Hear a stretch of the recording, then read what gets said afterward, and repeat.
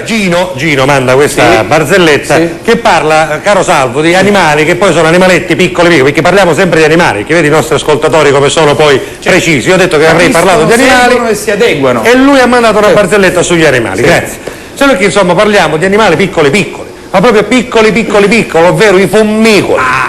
Tutte le formicole, è vero o no? Queste erano formiche un poco più particolari, erano formiche sempre niche come tutti i formicoli, ci mancherebbe. Ma erano formiche africane, africano perlomeno, erano catanese, ma vivevano in Africa, come che gli vivevano a Parigi, no? Ma mica sono formiche, quelle sono persone, le formiche africane catanesi che vivono in Africa. Scusa, le persone vivono le formiche un po' non vivono. Ma io nel 94, quando ti ho incontrato, perché? Vabbè, lasciamo stare. Ma scusa, lei non ha incontrato mai formicole catanesi a Parigi?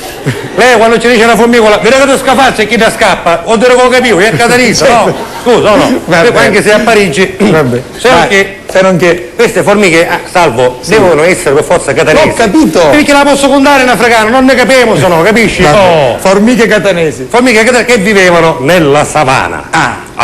Nella savana. A un certo punto, chi sa, erano formiche laboriose, ci piaceva fare le case, non è che facevano formichiere normali, no. Sai presente i termitari che stanno le termiti? Li superavano, facevano case popolari addirittura, cioè che facevano cose, signora mi creda, avevano una struttura meravigliosa, dopo che l'avevano costruito, sai, con tanto amore e tanto affetto, la maggior parte erano state tre, quelli diciamo i fautori più importanti, uno si chiamava Pippo, uno Ignazio con la G e Nauro Saro, erano tre formicole che avevano progettato questa specie di librino per formiche. Mi piace guardare Francesco che si sta divertendo da morire. Io sono contento, guarda, mi fa piacere, guarda.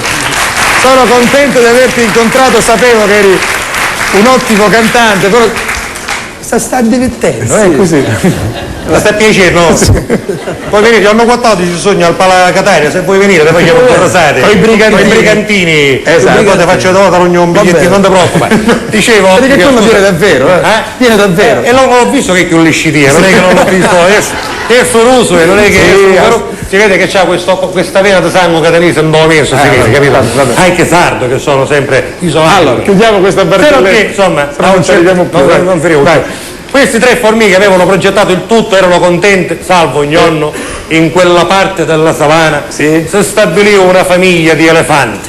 Porca miseria. C'era un elefante che si chiamava Tony, che era come l'elefante che c'era una volta a Catania, a Villa Bellini. Questo elefante Tony, elefante originale africano, un giorno, passeggiando per quella savana, non è che se mi accorgivo che c'era tutta questa costruzione bella, meravigliosa che avevano fatto i formicole. Sai che ci vuole? Io ci avevo stato 15 anni per costruire, io in un secondo, con per solo signora ci raggiungevo tutti i casi. Fortunatamente non si salvano tutti i formicoli perché ha avuto tempo a rammucciare su sottoterra, perché i formicoli erano in casa fuori e il bunker sotterraneo. Assolutamente. Perché sanno che passano una mano rossa, no? Certo. Ma non si aspettavano, perché io con bene ci raggiungeva tutte le case.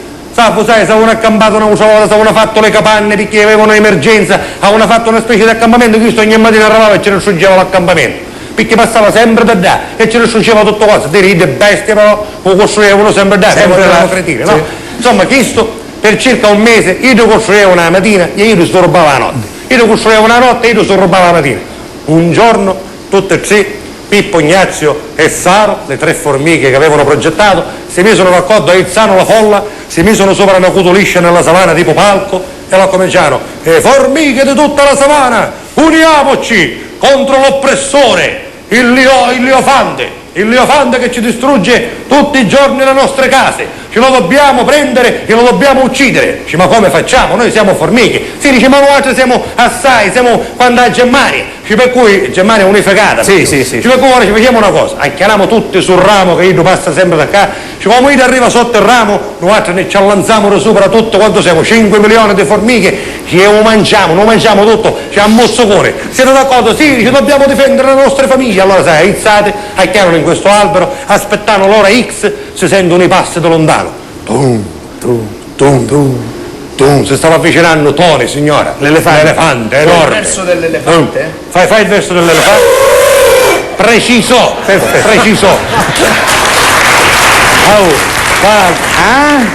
Ma che ne sa? Mediaset. Quelli di Rai e Mediaset che ne sanno? Qua dovete venire a imparare. Fai l'elefante di nuovo. Vai. Con la proboscide. Ne vogliamo parlare, vai. Magari gli effetti speciali. Sembrava Schumacher che passava.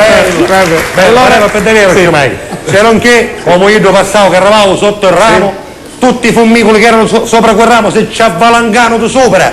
Ora Salvo, per quanto assai potevano essere queste formiche, signore. Fummicoli erano.